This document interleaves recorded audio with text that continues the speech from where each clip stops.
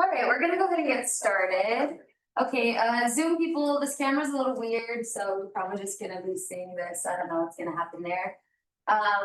Please send any questions through the chat or feel free to unmute yourself and ask. I will be able to monitor it more when I'm doing the solutions demo.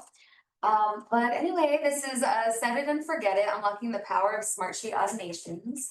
This is a beginner class, so I hope we're all beginners here, but if you're not, that's totally fine. Hopefully you can learn something either way. But it is going to be a basic overview of automations. My name is Jillian Chavez. I'm a program specialist with HSC Finance and Administration. I am also one of our HSC system admins. So you may already know me, or my name at least. Yeah. All right, so what we're going to be going over today, we're going to go over what is Smartsheet automation. We're going to go over their key features. We're going to do a solution demonstration, and then we're going to send you off with some resources and how to get started. All right, so what is Smartsheet automations? Okay, I'm going to have to move this. Sorry, just a second. Okay. That should be good. All right. So, Smartsheet automations are rules and workflows that automatically perform actions based on triggers in your sheet. So the purpose is to reduce manual work, save time, and increase accuracy. Some examples include alerts, reminders, and automated approvals. Although we will look into all of the automations that Smartsheet offers, which is more than this. So benefits of automation. So you save time by eliminating repetitive tasks. You can ensure consistency in processes. You can improve communication with timely alerts and keep projects moving without constant oversight, which is a big one. All right, so what are the key features of automations? So some of the key features are alerts and reminders, which is really emails. They're just FYIs. They don't really do anything. It's just to give someone information. But it is really useful, especially if you are sending those manually. And approval requests, big one in Smartsheet. So you can capture those approvals in Smartsheet. And then we have update requests, which we'll go over all of these in depth, but they are different. It's a way to get people to change information within your sheet, but it's not just an approved decline. It's, they can actually change status and things like that. We have row unlocking and locking. We can move or copy rows to other sheets. So, maybe we have an archive sheet. When we're done with the project, we want to shoot that row over to the archive sheet. We can do that automatically with automations, which is really nice. And then another great feature is changing cell values automatically, which we'll again dive into all of these. But these are the key automation features in Smartsheet. All right, so how do automations work? So the basic way that automations work is a trigger. So there's an event that happens in your sheet that starts the automation. So for example, maybe the status changes to complete, and then one of those automations shoots out to somebody, right? You can have a condition. So you can see this is kind of an example. This is what they look like in Smartsheet, which we will go into. But you can see, so conditions here. So criteria that must be met. This is completely optional, but really helpful. So maybe you have an alert, or maybe it's an approval that's only going to a certain department.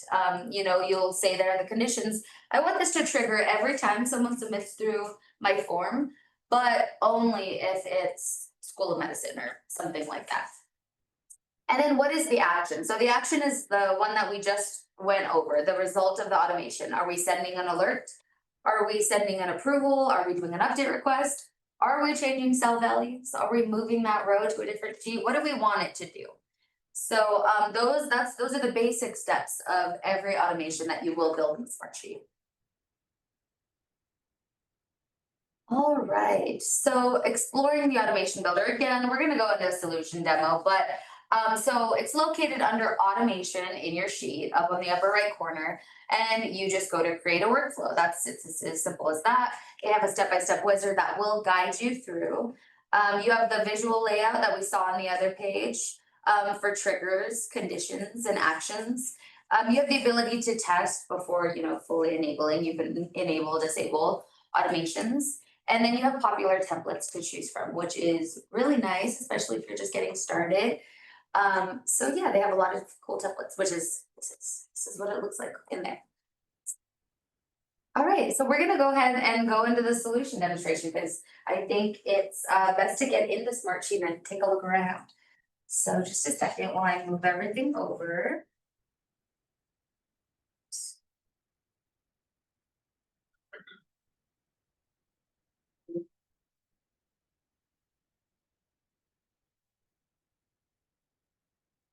All right, if the people on Zoom can let me know if this is looking all right for you. Maybe a thumbs up, or if you can chat, hopefully it's looking okay. I think it switched. But if it isn't, let me know. All right, so I'm gonna go ahead and go into automations here. I'm gonna just go into one of my recent sheets. Let's just go into the agenda because why not? Or actually, I don't want to mess with that.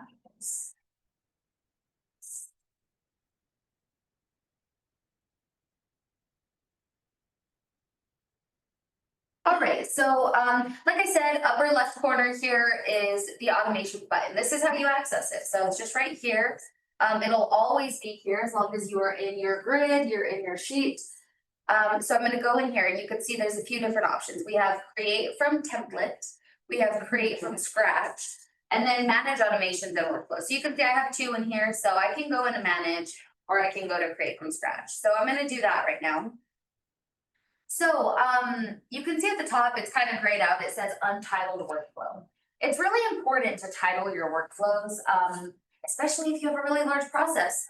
I have a sheet that I don't like to talk about. It has like 50 plus automations. So it's important to name them. So when you have to go back and change just one automation, you know, okay, I know exactly which one I'm going to change. It's also helpful. So maybe you have some that are going out simultaneously. You know, sometimes it's helpful to number them, you know, 1, 2, 3 as they're going out. You could do like if it's simultaneously, you could do like a 1A, 1B, 1C. I find that really helpful. Especially if someone ends up taking over your sheet and your processes, they can very easily see what is going on in the sheet. So they don't have to do any guessing there. All right, so we talked about the trigger. So there's always a trigger on these automations. It is what is happening in the sheet that is making this automation go out. So whenever I click this drop down here, you'll see that we have some different options. It automatically goes to when rows are added or changed, which is a common one that we will select, but there are other options.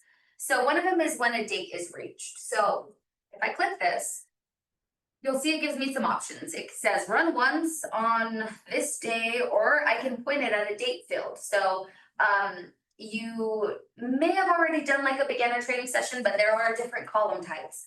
If you have a column type that is a date column type, then you can point it at a date field. So I could say, yeah, I want to do a date field and I want to do it on, and it'll show me all my date fields, right? So the only one I have in this particular sheet is a last follow-up column. So I'm going to run it off of that, right? So I'm just running it once. No, probably not just once. Maybe I want to do a custom. Or you could even change it here and you could, you know, do so many days after. So maybe I want to send an alert so many days after my last follow-up just to check in again or something like that. But what I tend to use often is the custom option, which is nice because you can set a reoccurrence here. So you can say, I want it to repeat once every week or twice every week or, you know, a month or a year, and then repeat on whatever day you select here. You can say when it starts. So if you want to build this, but you're not quite ready to send it out yet, you know, you're still just testing, you can say, okay, let me set the date like for the 30th or something, or, you know, I don't want this to go out yet. And then you could say it ends on a certain date, you know, and then you can select that date here. You can say, I want it to end after it sends it to them 5 times. That's enough. You know, they should have responded to me by then, you know, or it can just keep going forever. Maybe it's a project, you know, a project sheet, and you want it to keep going, and this is gonna just go for the life of the sheet. So this is really nice to send those reminder notifications, whether it's an update, you know, whatever it's gonna be. It's nice to send those reminder notifications with this date option. Some other options you have, other than the added or changed, you can do just when it's changed or just when it's added. So if you know you just want this to go out, you don't want it to be, So let's say you had it when rows are added or changed, and like maybe, let's select this here, when any field, maybe we have when task name is any value, you're like, oh, I just want them all to come through, so just, that's a safe bet for all of them to come through. If someone goes in and changes the task name, then that's gonna shoot out again. So it could be helpful in those instances to put it only when it's added. Maybe we have a form in the sheet, and as soon as submissions are put through that form, we want it to shoot out these automations. Or maybe only when the status changes, we want it to go out. So we can do that. We can say when rows are changed, and I could say when status changes to, red, then alert the manager so they can see what is going on with this project.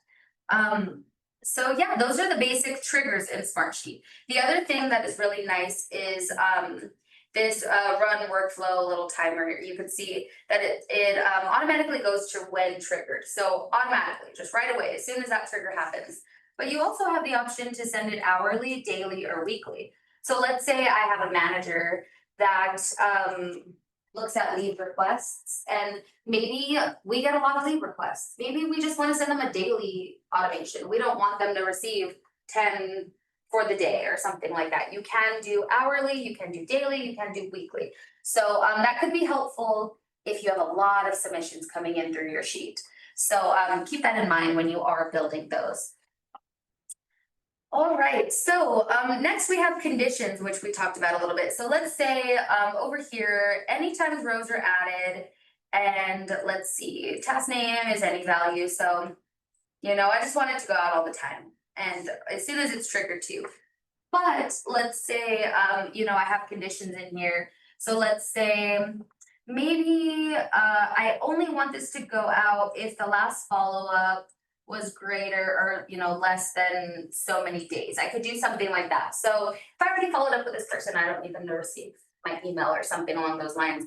Or you can, say, again, we can put the status condition in here. I want these to go out maybe on like a reoccurring basis, something like that. Like, so maybe we want it to go out every week. But I only want it to go out when the status is yellow or red. If it's green, then it's doing well. I don't want it to go out, right? So that's where you put in those conditions. Maybe you're building a different alert for departments, things like that. You can, build that criteria here within the conditions. Maybe I only want it to go out to this manager, or if the department they selected was school of medicine or something like that. So conditions is really helpful, and you will probably use it often. You'll see here that there is this branching going on within automations. So I can click here and say, otherwise, I want it to do this. So when the status is one of yellow or red, I want it to do this. But if it's green, which is my only other option, so otherwise, if it's green, maybe I just want to alert someone and say, hey, this is doing fine. I can do that, and I can build that out here. But for the sake of this, just for now, I'm going to keep it going this way, and we can even go back to that. But now I want to talk through automations a little bit down here, each individual one. So alert people about rows on your sheet. So again, this is just an email. This is just going to give them an FYI. So whenever I click in here, you'll see I have these options. So I can send to specific people. This is similar across multiple automations. But you could send to specific people. If I click this drop down, you can see I have different options here. I can send to contacts in a cell. So again, one of the column types is a contact list.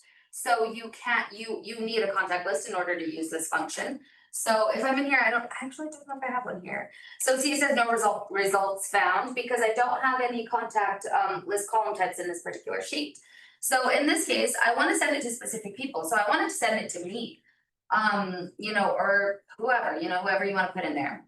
And then another option that you have with alerts, approvals, and update requests, you have the option to send from Smartsheet automation. You can send from organizations, and you can send from triggering user. This is important because when the email comes to your Outlook, it'll say like Smartsheet automation at whatever, So it's nice to put it from your organization if you don't want it necessarily to be tied to you. It's still kind of going to be tied to you. If you're the owner, like if they hit reply on that email, it's going to pull in your email. But it's nice for it to say like, UNN Health Sciences at Smartsheet or something, rather than it just saying Smartsheet. And some people are like, what's going on? What is this, email? Send from triggering user. So that just means whoever made it go off, whoever completed that trigger, it'll say their name on the email going to that person. So you do have the option to adjust that a bit. So another thing that is in alerts, approvals and update requests is these subject lines. Oh, I think there was one more. I'm sorry, I didn't go over. The send to specific people. So you can send it to everyone shared in the sheet. You could also send to Microsoft Teams. So if you link it and so say you have a department that uses Teams often, it will go and post that message on Teams for you. So, it's a nice option if you do use Teams. I have tried that one before and it's fun, but I don't really have use. But yeah, it goes right over there. So that's nice. Like say your manager does not do anything in Smartsheet, they're only in Teams, there's that option there. I will say I don't really know much about the send to Slack, but if you do use Slack, I would imagine it's similar. You just set it up and then it'll shoot the message over. So I did want to go over that. Again, in the alerts, approvals, and update requests, you will have the subject line and then the body. So this is the subject and body of your email. So subject is just similar to how you would send an email in Outlook. You want to make it direct and you want them to know what they're looking at there. You can see right here, I don't want to click in, but you can see this wording in here is important. This is the body. To automatically include relevant sheet content in the subject and body, surround a field name in double curly brackets. So for example, maybe curly bracket, done, curly bracket. So let's say I had a column in my sheet that had project ID number. So what I can do in the subject or the body is I can put the exact wording of my column and put it in curly brackets, and it'll pull that exact number from their row. So they could know it's their project, right? But otherwise, if you don't use the curly brackets, you do want these to be generic messages because, they're sending out for all of your rows, right? So you want it to be kind of generic. So if it's a leave request, please, see your submission below, that sort of thing. And then this is where it'll pull all the data in from their actual row, other than if you do use the curly brackets again. So if you wanted to say hello, and then curly bracket name, you can customize your message a little bit. But otherwise, any customization is going to come down here where it says message includes. So links to sheets and all fields. So that'll just pull every single column from your sheet, all of their row, of course, but all of that data into the alert that goes to them, which isn't always what we want to do because maybe I have some columns in my sheet that are just for me, I just add my information on the back end. But maybe you have processes that are fine to do that. I definitely have some of those where I don't mind if they just get that whole row. But this is one that is used pretty often. So link to sheets and specific fields. You'll see that as I clicked into that, it wants me to select which fields I want to include. So in this, maybe I want to show the status and the task name and who the requester was. Maybe that's all I want to show for this one. So you can do that. You could also do the message only. So if you're using this for an event or something, maybe you just want it to just show the message.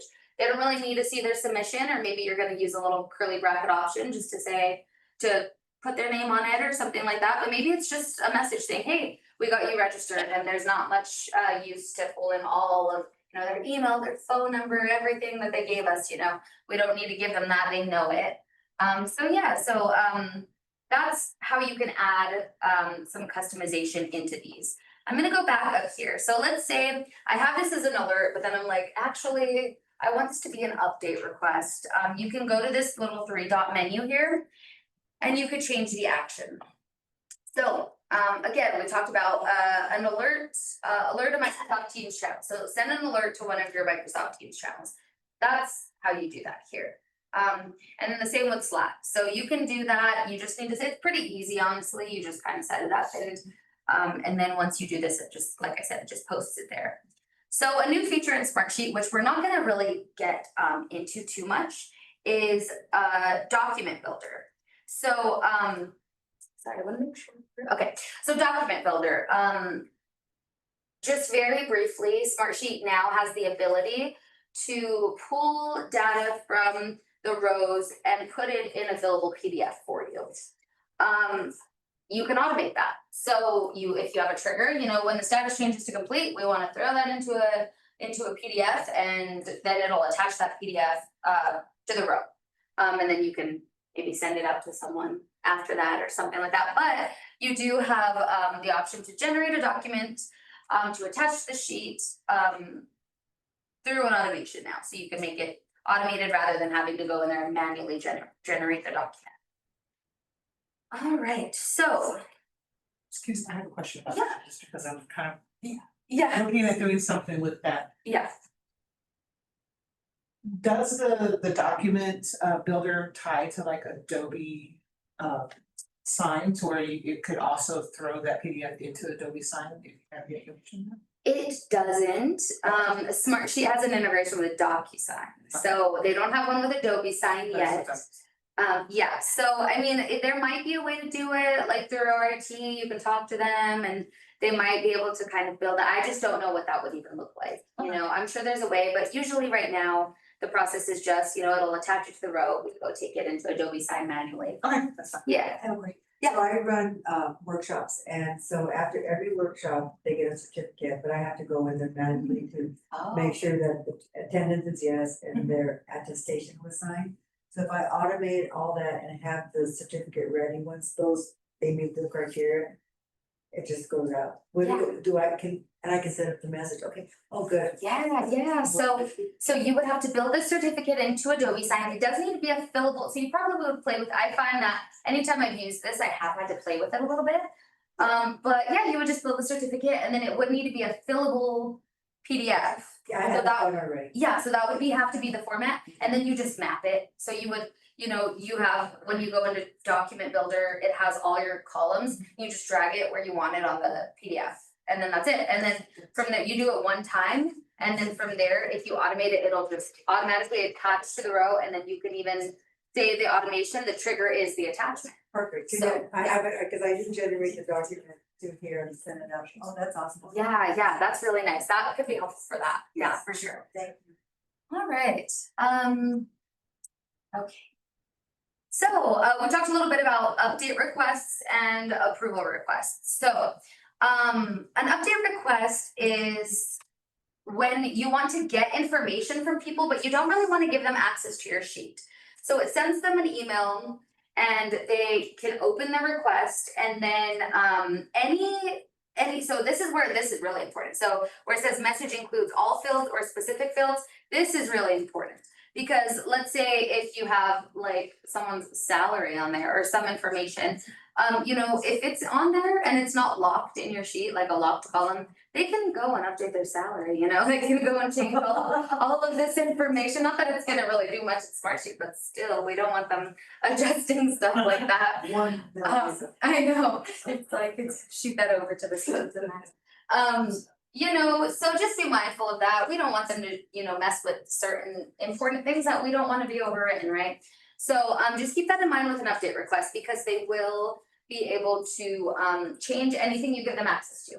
So the difference with that and an approval request, so if I go over, so approval request will look a little bit different. Well, it doesn't look extremely different in here, but the approval request, it shoots them that same information that you want to give them. You can do specific fields also, but they only have an approved decline button at the bottom, and then the comments box if you add it on here. So all they can do is approve decline. So leave request goes over to them, they see all of it, and then they can approve decline, leave comment, that sort of thing. But an update request, you can send, like if it's like a project and you're like, I want an update on this, they can update all the fields within the row, hit submit, and then it'll go automatically shoot back and change those cells within your sheet. So that's a really great way to get updates without having to have people log in and get into your sheet. So whenever we go over to the approval request here, which is a big one that people use. We could also do it's the same type of thing, send to specific people, send to contacts in a cell, that sort of thing. Usually, you can build this out a few different ways, but usually, like if it's a leave request, we will have them select through the form, who their supervisor is, and then we'll tie this to that column, we'll have this tied to the supervisor column. But then you'll see there's this extra little option here to save response in, and you can see it's creating a new column for me. So it says right here, new column, approval status. So it's gonna throw that into a new column. So it's gonna automatically create a new column for me that's gonna say submitted, approved, declined. So those are gonna be my options. If you want it to look different, then I recommend creating the column first. So if it's if you want it to be an approval request, but it's more like reviewed, denied, something like that, build the column first, and then you can go and tweak that here. So in the approval request, whenever I click this 3-dot button and you go to advanced options, you'll see this is where I can kind of change the wording. When submitted, save as submitted, approved. And then the button text, again, is optional. If I wanted to, the button is always going to be green and red, but you can change the wording. So maybe it's like, like move forward or denied, or I don't know, sometimes you have different needs for that. I thought I saw, did I see your hand up? Sorry, No, you're right. So associated with this, if say it's a time off request, right, and someone keys in the wrong dates, is there a way to send it back and say, hey, can you double check your dates or something like that? Yeah, so I mean, there's different ways to do that, definitely. One of them, we're not gonna talk too much about it, it would be dynamic view. But one of the ways that I would do it, I would build like a checkbox in my sheet, a checkbox column, and then that would just be like my resend column. So then I would build an update request that the trigger was the checkbox, and it would go to the person, the submitter, for an update. And then, so I would either do that, or I will say also, which we haven't really touched on here, but if I go back to my sheet and I go here, you can see that if I right click, I can click send or send update request from the sheet. So if it's just a quick one, if it's not something that's happening often, you can always just send it manually through here. So I can send an update request. Who am I sending it to? And hey, I noticed that, this looks off. Can you fix it or whatever? Yeah. Thank you. Yeah. All right. All right, so I think that kind of wraps it up. Does anyone have any questions about approval requests? Yes? I have a question. Yeah. So if you have multiple approvers, how do you route it so it just goes to that person and doesn't go to all the approvers? I haven't been able to figure that out. Yeah, so there's a few different ways to do it. So like I said, with our leave requests, we have the person submit their leave approver through the sheet. So then what I would do, so let me see if I'm gonna actually go to a different sheet for this, just so we can look at the actual leave request. So if we see here, I have leave approver here, and then I have email here. You can tell that these are contact list column types because of the little circle there. So when I go into automations, what I would do here is I would, instead of sending to specific people, I would send to contacts in a cell, and then I would select a leave approver. So based on the one they select, it's gonna go to theirs. So now this only works if we do have them select their leave approver in the form. If it's a situation where you have all the leave approvers, but you don't want them to select, like they don't know, maybe, like they don't know who their leave approver is or something, or whatever the case may be, you can build separate automations. So people do this often where they, and then I would title this like, department 1 approval request. And then I would say something like, when rows are added or changed, but only if the department is, let's say, contract and grant accounting, then I want to send it to me. And then what you can do is you can go back and duplicate this So, so over here. On the little 3-dot menu, you can duplicate it, then you can duplicate it and make it for every single department. And then just change the approver. Okay, Yeah. so in my case, it would be the different cores, so that would work. What was that? I'm sorry. In my case, it would be different cores. We're a center, so we have cores, we don't have departments. Oh, I see. Yeah, definitely. Same thing. So I think that you kind of always want some type of identifier in your form, right? So like the cores, you would want to put that on your form. So it's very easy for you to build on the back end, and you would want that to be like a drop-down list. You don't want it to be free text, because then people might use an acronym, or they might spell the whole thing out. So you do want to do like a drop-down list. So you have the option they can select their own approver, or they could select the core, you know, and then that would be the conditions and triggers for your automation. Thank you. Yeah, no problem. All right, does anyone have any other questions about automations before we move on? All right. All right, okay, so I do want to talk about sheet changes a little bit. Some of these are a little bit new, but they are very nice. So it eliminates a lot of manual work that you will have in Smartsheet, you know, that you can sometimes have. So assign people, add people to tasks and other work items. So let's say if the department was contracting grant accounting, maybe I know that like Jane and someone, maybe I know that it goes to them. So maybe I want to automatically assign someone to that column. So I can do that. So I can say, you know, when rows are added, I can add a condition to say if it's, you know, if it is contract and grant accounting, then I want to assign people in the leave approver column, and then it lets you replace an existing value, that sort of thing. But that is a really, really nice, you know, feature if you know, you end up needing that to assign people. So like if you have basic criteria like that, like if it's maybe you have different type of requests, maybe it's like an HR request, or you know, just different list of requests. Maybe you know, okay, well if it's an HR, we know it goes over to Lisa or something like that. You know, so you can automatically assign that in your sheet, so you don't have to go in and assign everybody to their tasks, right? So also you can change cell values. So checkboxes, change status, enter phrases in cells, you know, anything you want to enter into the cell, you can do that here. So again, there's always going to be that trigger. You can add a condition, and then what column am I wanting to change, right? So you'll have your list of columns.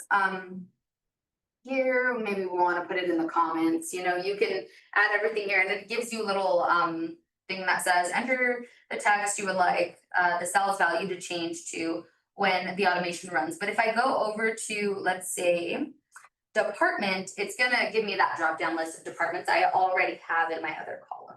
So that is a nice feature too, because again, it eliminates that manual work. And then you could record a date. This is a highly used one, because maybe when the supervisor approves, we want to capture the date that they approved, but we don't want them to have to enter the date themselves, right? We want to eliminate all this manual work. So Smartsheet can automatically record that date for you. So we can say when the supervisor approval changes to approved, record a date here. So and then you can clear cell values. So sometimes we have some projects where maybe there's different uses for this. I have a certain project, which is the one that I don't like to talk about. It's a really super big process, and every year we save it as new, we change the fiscal year, and then what we do is we have a checkbox in there that clears multiple columns. You know, some stuff we want it to stay, their contracts, we want the contract name to stay, who's in charge of it, all those things. But we want like the status to, you know, like to all clear out. We can do that here in the clear cell value. So that's really nice. So lock and unlock rows. So if you want to lock a row, maybe after an approval, you can do that in automations. So maybe once it's approved, you don't want them to go in there and change their hours. You don't want them to go in there and change the date. You know, it was approved for that specific date and time. So, you know, maybe after the supervisor approves, we want to lock that row. So that's nice. And then So you can also unlock the row on an automation. I will say I haven't really used that very much. But I'm sure that there would be uses for it. Same thing, you know, you can unlock a row automatically too. Maybe if the status changes or something like that, maybe if it's red, we don't want people touching it and it changes back to yellow, I don't know. Something like that. And then lastly, we can move rows to another sheet or we can copy rows to another sheet. So if you move a row to another sheet with automations, which I do sometimes with like my archive sheets.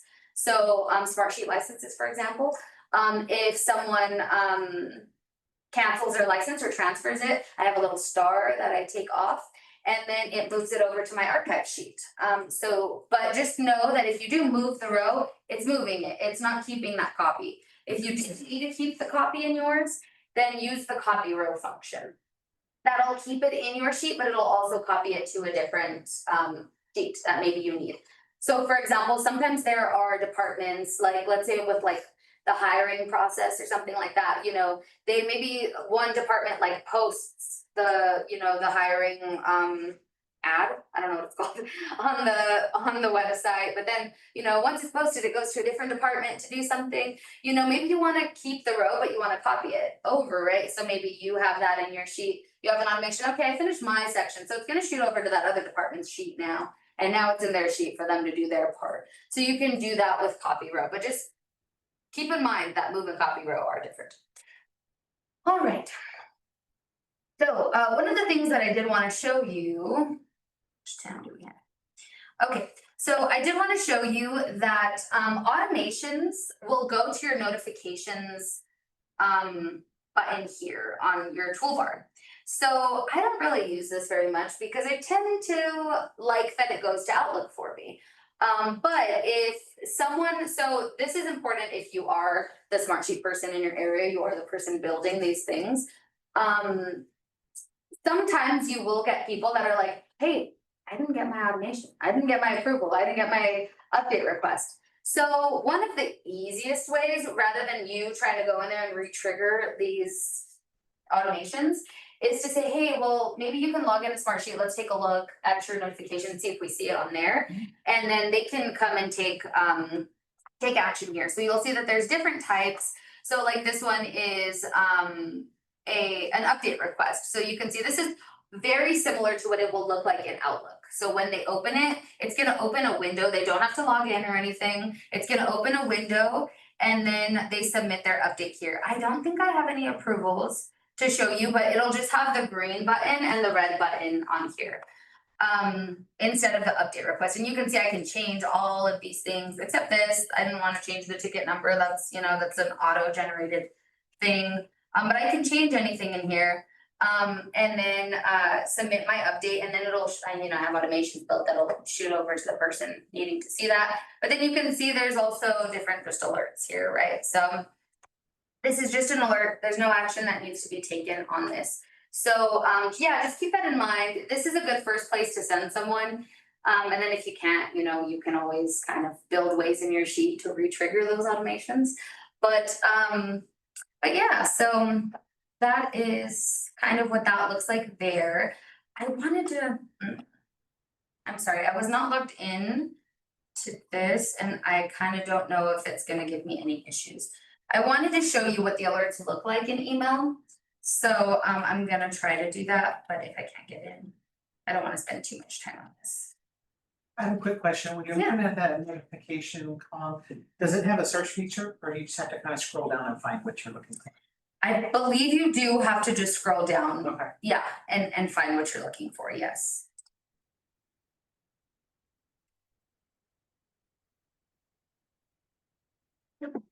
Let me in here, and we can double check that, but I'm pretty sure, yeah, I don't think there's a search feature here. But the good thing is you can toggle between all and then requests. So these need action, but this is just all of my notifications, right? So so yeah, the search feature is only for like your sheets, reports, dashboards, all of those sort of things. So let me go into Outlook here, because I do have some test ones here, just to kind of give you an idea of what that looks like when it goes to their when it goes to them.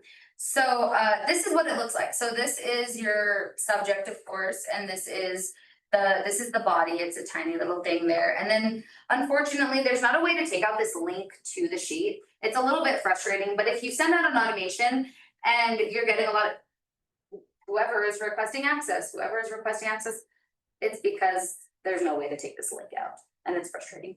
But maybe that'll be something they fix soon.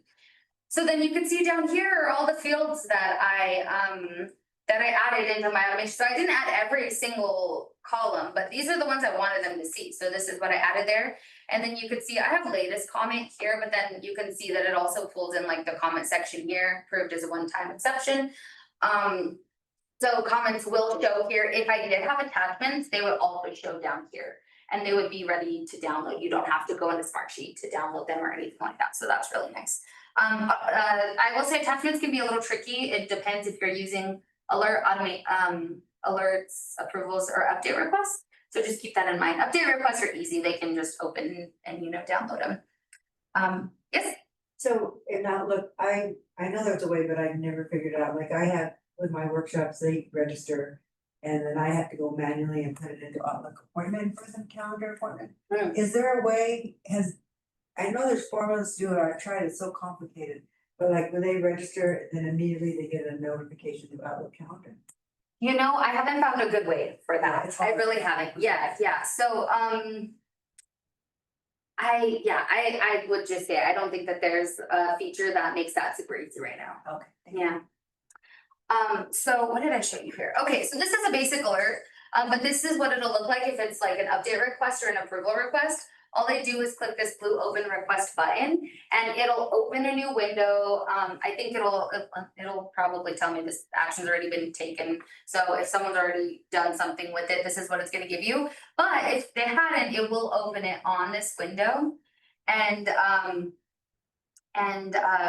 then you can change stuff in there. Like, so I think I have, actually I have somewhere I have an issue going on that I need to work on, which is this. So if I click open request, you can see that I can come in here, I can change this, and then I can, help them out here. And then I can upload files. If they had, I don't know if I would need to do that on this, but if I needed to, I could.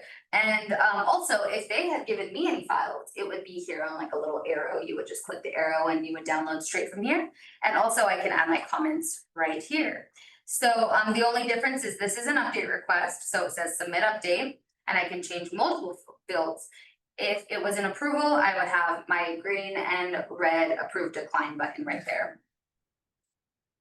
All right, so I'm gonna go back over here. One of the things I do wanna show you is we kind of talk about it a little bit, but if I do right click, there are some, they're not technically under automation, but they are some automation options within Smartsheet. So here's that generate documents.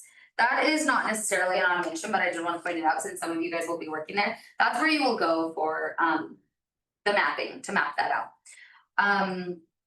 So you can set a reminder from here. So you can do, however I usually will do this in automations. Honestly, I'm not in here very often, but you can set reminders through here. So you can see send Jillian Chavez a reminder on Friday, 8:15 for row 2.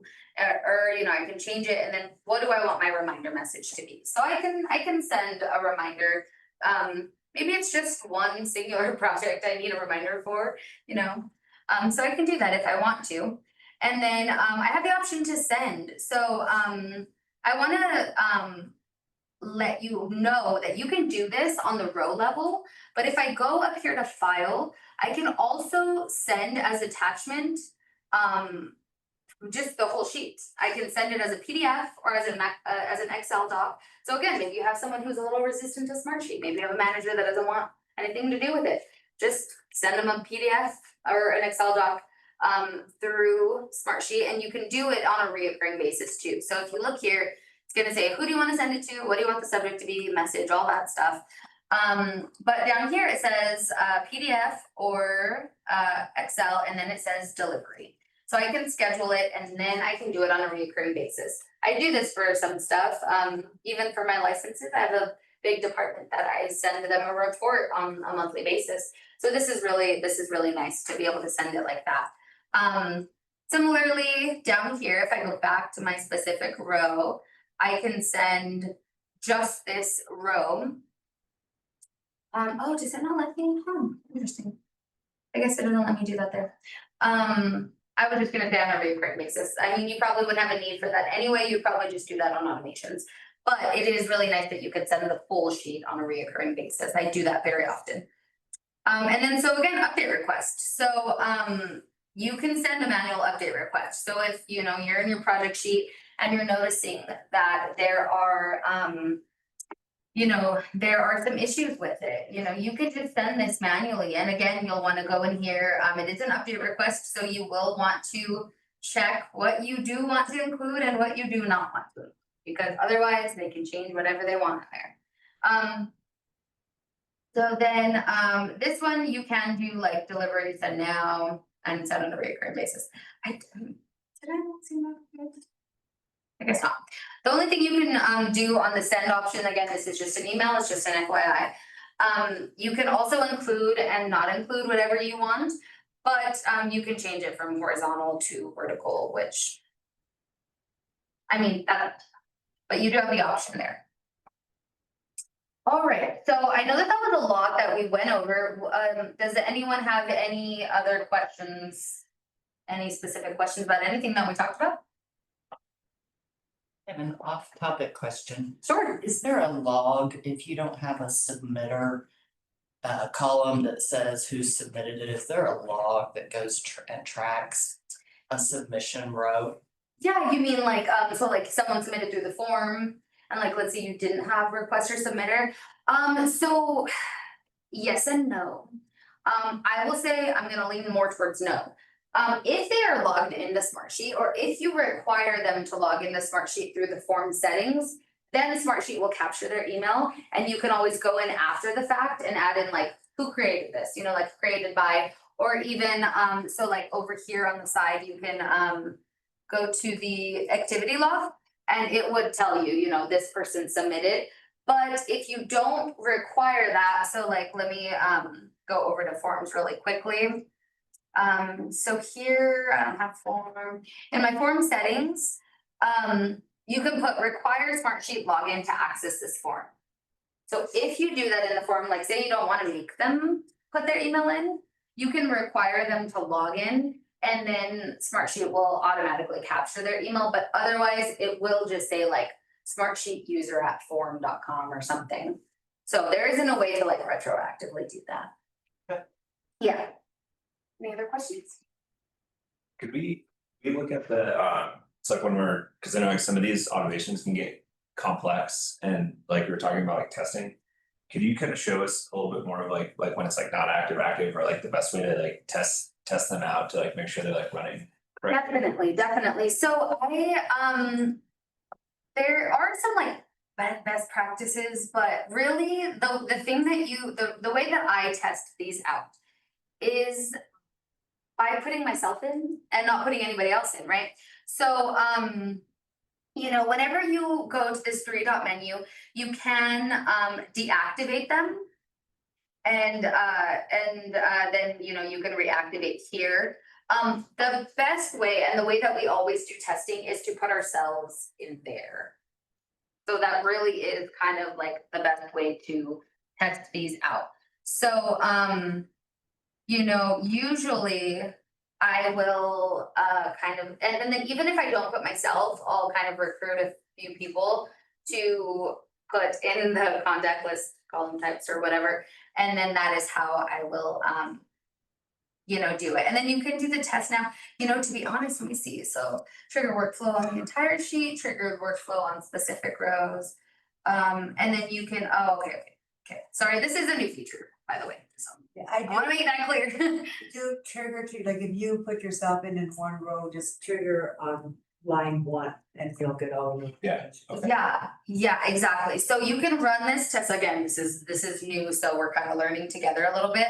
But if let's say I did build it in the way it was supposed to go, I can, send it'll tell me the recipients, so this is me right now, but I can say, actually, I wanted to send it to myself, please don't send it to these people, so that's another way to do it. But I will say, I do tend to just put myself in, whoever I'm working with, on it.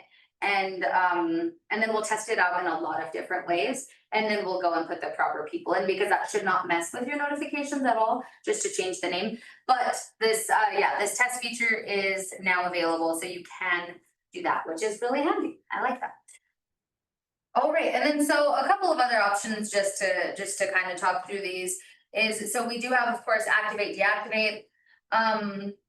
And then the run now, so we might need to, run that rather than when the trigger happens, right? So we can do that. And we have the test now, which we just went over. We went and have edit, which just brings us back into that workflow branching situation there. And then we have duplicate, which is helpful for the situation we talked about earlier. You can build in depth one automation, and then maybe we just duplicate it, and then we're just changing the department to the other department. And then so on and so forth. So we're not going in and starting from scratch every single time. I don't know why there's an unsubscribe. You should unsubscribe. I guess I can take myself off as the person in the sheet if I wanted to. Don't really use that very much. And then we have delete, and then we have properties. So I mean, just to quickly show you this, you could see it has a workflow ID and then created by. And then people who have unsubscribed from this workflow. So if someone does unsubscribe, I don't think maybe it tells you down here actually. Great work. Okay, cool. But it'll tell you, if they unsubscribed. But a way that this is helpful is if you ever have to call Smartsheet support, they might ask you, oh, okay, well, you're having issues with this workflow. What's your workflow ID? It's here in properties. So yeah, that is there. And I want to go over just very quickly. You can see here it says popular templates. And then if I go to see more templates, you'll see that I have different ones here. So let's say alert someone when specific criteria is met, move a row to another sheet when specific criteria is met, and so on. So if I do want to do that, I can do that there instead of building from scratch. All right, so I'm going to hop back over to our PowerPoint. Right. Okay. All right. Okay. So again, we talked a little bit about this, but common use cases, deadline notifications, project status updates, approval requests, time-based workflows, multi-step workflows, recurring workflows, conditional reminders, maybe weekly summary reports, that sort of thing. So best practices for automation: start simple and test before rolling out. Name workflows clearly, avoid overloading with too many notifications. I would say that especially if there's some hesitancy around Smartsheet already, right? Although I don't know who's main campus in HSC, but I think HSC has adopted it pretty nicely now, but still, we don't want to overload people in Outlook, so we don't want to do it in Smartsheet either. And then review regularly to keep them relevant. Smartsheet changes all the time. Like, see the test features new, there's so many new features. So go in there and update stuff. As you see that new features roll out, you want to go in there and update your information for sure. And then also keep in mind that you might need to take people out, you might need to remove old people from automations. It's always best practice to go in regularly and take a look at those and make sure that they are up to date.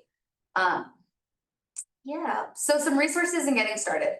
So you guys, if you have a license, you can get started right away. But just keep in mind, a licensed user can create, own, and administer new sheets, reports, dashboards, create and customize forms, automated workflows, proofing requests. A trial user can also do all those things, but only for 30 days.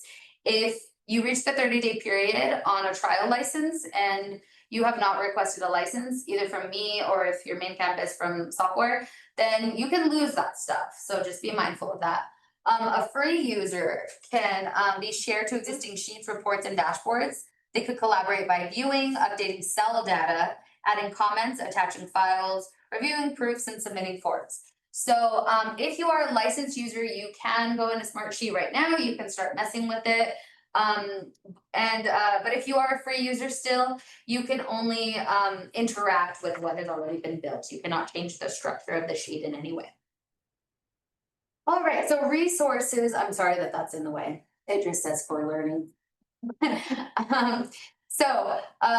have the Smartsheet Help and Learning Center. Smartsheet is super helpful. They have so much stuff on their website, so just take a look at it. Smartsheet community forums are also very helpful. Usually what I do is like I Google my question, make sure I add Smartsheet to it. It's probably gonna pop up the community answers. And almost every single thing I've ever asked, it's in the community already. It's been asked before me. So definitely take a look at that, browse through it. It's really helpful. So the HSC does have access to Smartsheet University. I'm sorry, I actually do not know if main campus does. But Smartsheet University has free and paid trainings. The free trainings are really great. There's instructor-led trainings as well as self-paced trainings. So definitely take a look at that. If you have a license, you do need a license to do that. We do host internal training sessions. You guys are in one right now.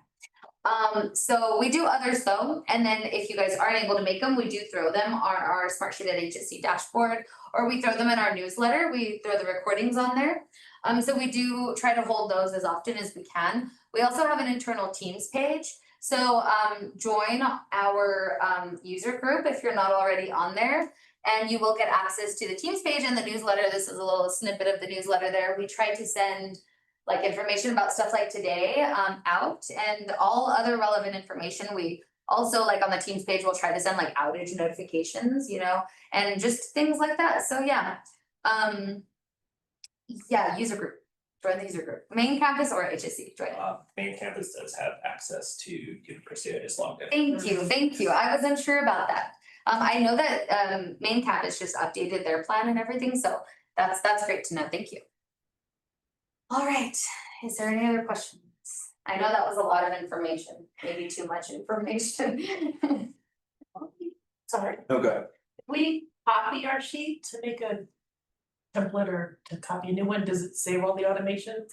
It does, but it will ask you before. So when you go to save as new, it'll say like, are we copying these same automations over? Are we like, you know, it'll ask you what you want to do. I think it's best practice whenever you do that, to go into your automations and disable them if you need to. Sometimes it'll do that for you anyway. So it'll take your automations over, but the people won't be in there. So just take a look at that. Yeah. Did you have a question? I guess I've heard about it, and I don't know if I fully understand it, but I know how external users can just go in and kind of look around, they can't create. But when we're transitioning, we started hearing that that's gonna go away soon, and it's planned to be decommissioned to Like the force people to get licenses. external users, okay, so I wish Dina was here. She knows a lot more about this than me. So we are on, and I believe main campus is too. So we're on a certain plan where that shouldn't happen anytime soon. And we have been talking to the Smartsheet reps often and letting them know, because they do have this new user subscription model. And it's not necessarily that everyone needs a license to get in, but it is kind of the way you use it will shift a little bit. So you might heavily use dynamic view more than people actually being in your sheet, or you might heavily use like update requests, automations, things like that. And then again, dynamic view. I don't know if any of you guys are staying for that session, but so it's kind of pushing that a little bit more than people being in your actual sheet. So yes, it is kind of, I mean, I don't know what Smartsheet's motive is there. I don't know if they're pushing licenses, right? But so yeah, it kind of could mean that, but it also could just mean we have to shift our way of thinking a little bit of how we create the sheets. Yeah. That's something that's gonna be big on our radar, Yes. especially Big with on ours us as too, external yes. users too, so it's kind of in the back of my head. For sure. See, so that's kind of a thing that we thought about too, because you know, HIPAA is so big with us, and that's something that was on our radar. But then we would be locking down our Smartsheet account quite a bit just to allow some users to use HIPAA, whereas some people do like to use it externally with outside vendors and things like that. So it was always a low priority thing for some people too. And it would also create such a shift. So there was that. But yeah, that's a big one for us too, that we're looking at, and we will absolutely send out information, again, the user group. Anytime we get like actual big information for us, we will send it out to you, because of course it affects everybody, so. Yeah. Nothing in the Thank you. chat, so yeah, does anyone else have anything? All right, well, we're right at 11:15, so thank you guys so much for joining my session. Thank you. Yep.